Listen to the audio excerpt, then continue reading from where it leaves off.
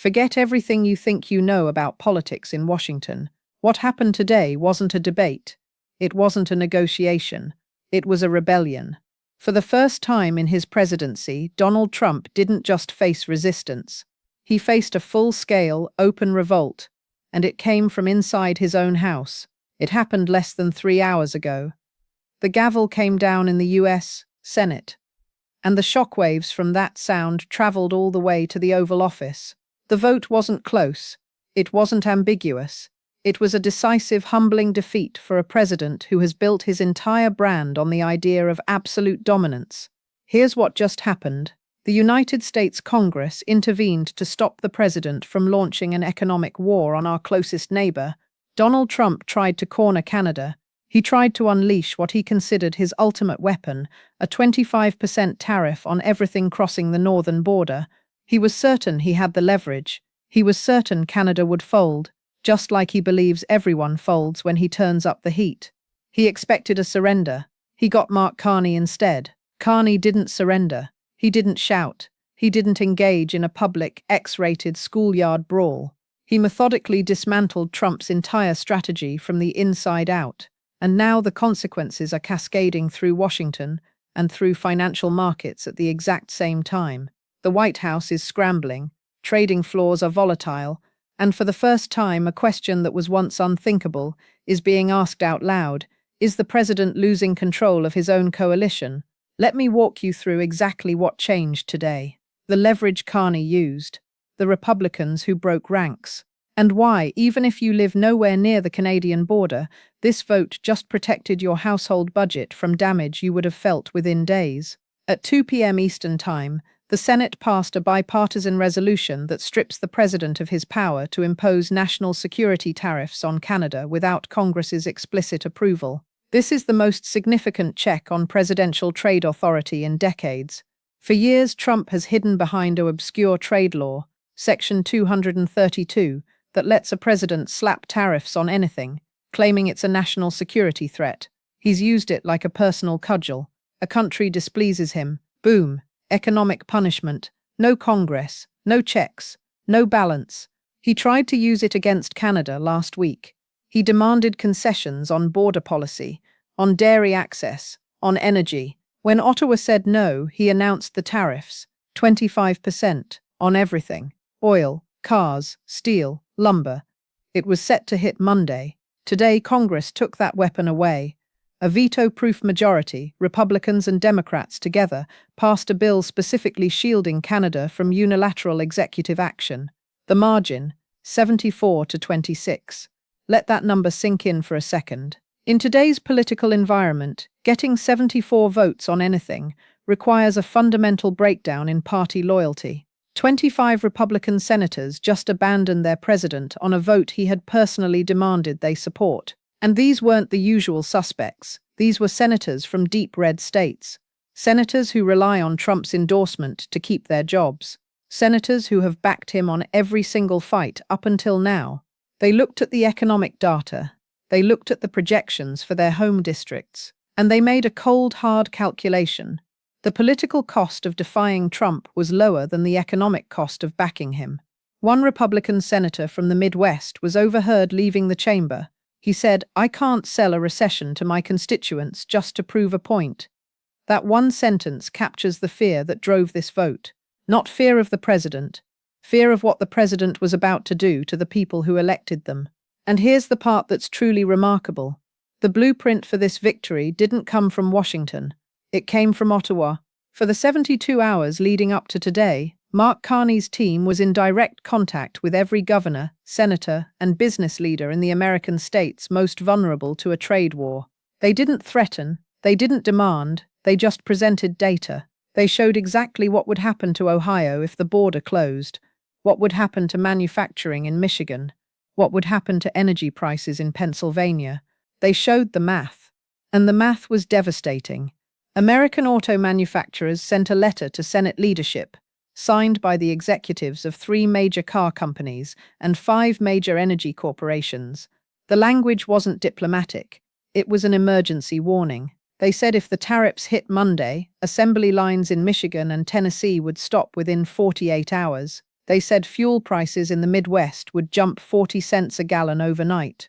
They wrote, in plain English, that this wasn't a bluff. This was a supply chain collapse. Sources tell us Carney's team helped provide the data for that letter. They understood that the American business community had reached its breaking point.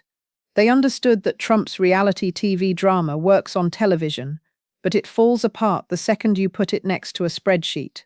There's an image circulating from that strategy session in Ottawa. It shows Carney at a table with his trade ministers, but the table isn't covered with maps of Canada, it's covered with maps of American congressional districts. They had identified exactly which districts would bleed the most from a trade war districts Trump needs for his political future, and they made sure every single representative in those districts knew exactly what was coming. This wasn't conventional diplomacy. This was political surgery. Carney brought a scalpel to a knife fight. When a reporter caught Carney leaving that meeting and asked if he was worried about the president's reaction, Carney didn't break stride. He just adjusted his glasses and said, "The math works for us. I hope the president checks his calculations." So how does a president who rebuilt an entire party around personal loyalty suddenly lose control of his own Senate? It comes down to the trap he built for himself. Trump's negotiating style has always relied on what strategists call the Madman Theory. Project so much volatility and unpredictability that the other side decides surrender is cheaper than resistance. It worked against some opponents. It got concessions from countries who decided compliance was easier than conflict. But that theory depends on one critical assumption, that the target has no other option, that the pressure is so overwhelming and the choices so limited that giving in is the only rational path. Carney systematically eliminated that option. When Trump threatened tariffs, Carney didn't fire back with his own threats.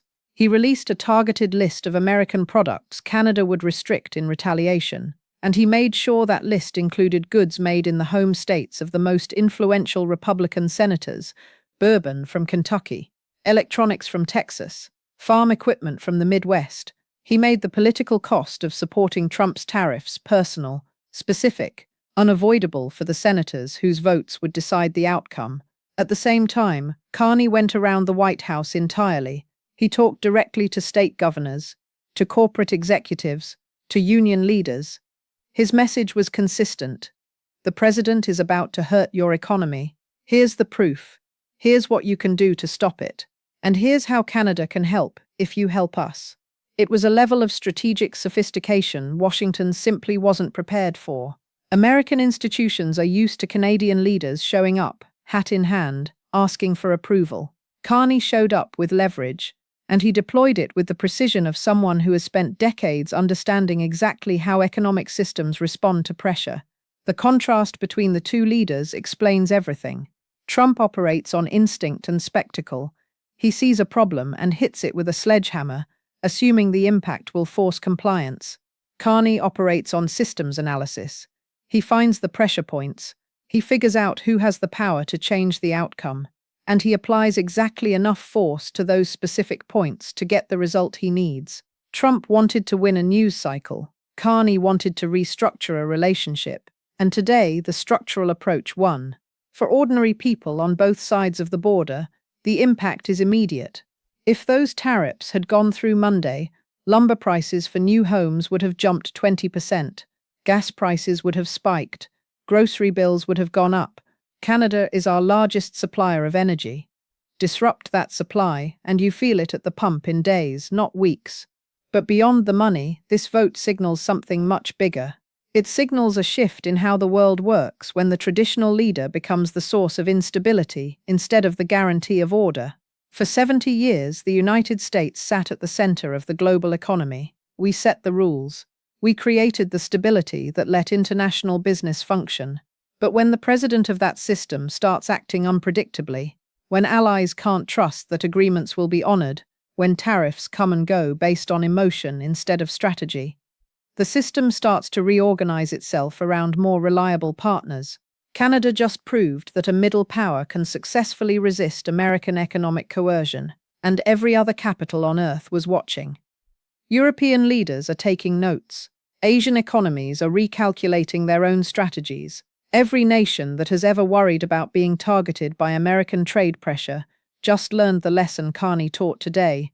Resistance is possible, and it can succeed. Trump wanted to project overwhelming strength. Instead, he revealed his limits.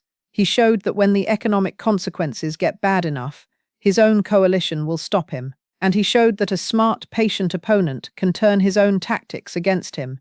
So what happens now? We're looking at three possible paths. The first is administrative retaliation.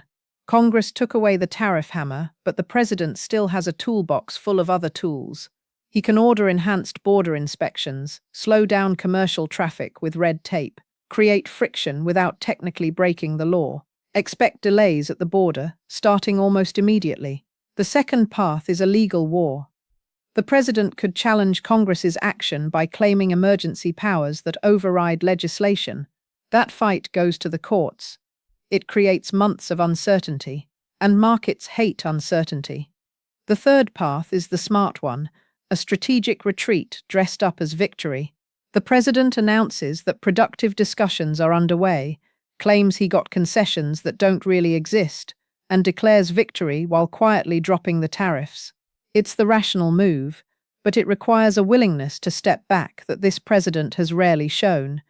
Right now, his public response suggests he's choosing escalation. He's attacking the senators who voted against him, threatening primaries, promising revenge. He's acting like a wounded political figure who sees institutional restraint as personal betrayal. Carney is watching all of this.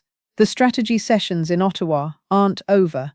The teams mapping American congressional districts are still working, because Carney understands that this one fight may be over, but the underlying dynamic hasn't changed.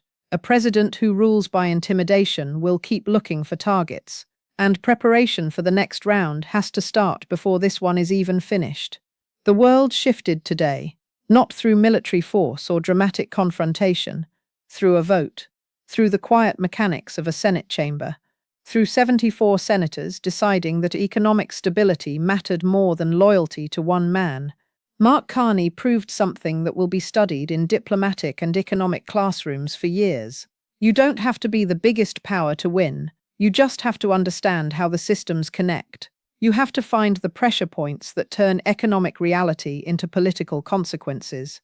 And you have to have the discipline to apply pressure exactly where it matters. Trump brought volume, Carney brought math, and today, math won. The president is diminished but not finished. The tools of executive power are still massive, even with tariffs off the table. The coming weeks will test whether the guardrails that held today can survive a leader who has spent his entire career trying to tear them down. What happened in the Senate this afternoon wasn't the end of this fight. It was the drawing of a new line. And the real question now is whether that line holds, whether the coalition that formed today stays together under the pressure that's coming, and whether this moment, when Congress said no to a president on trade, becomes a permanent correction or just a pause before the next escalation. Carney is ready for either outcome. His strategy doesn't depend on one victory. It depends on a slow, steady repositioning that makes Canada less vulnerable to American pressure, no matter who sits in the White House. Every trade deal with a non-American partner, every supply chain redirected toward other markets, every relationship strengthened with Europe or Asia, each one reduces the leverage any future president can use. That's the long game. And today it took a huge step forward, not because Canada is stronger than the United States, but because in this fight, Canada was smarter. And in a world where we're all connected, being smarter matters more than being bigger. The gavel came down, the vote was recorded, and the relationship between these two nations just entered a new phase, one defined not by the assumption of American dominance, but by the reality of mutual dependence. And mutual dependence requires something that has been missing from Washington for a long time: respect. Carney didn't demand it with words, he earned it with results. And the 74 senators who voted with him today didn't do it because they suddenly love Canada. They did it because the alternative was economic damage to their own people that no amount of political loyalty could ever justify. That's what real leverage looks like when it's in the hands of someone who actually understands how the world works. And that's why tonight the balance of power on this continent looks fundamentally different than it did this morning.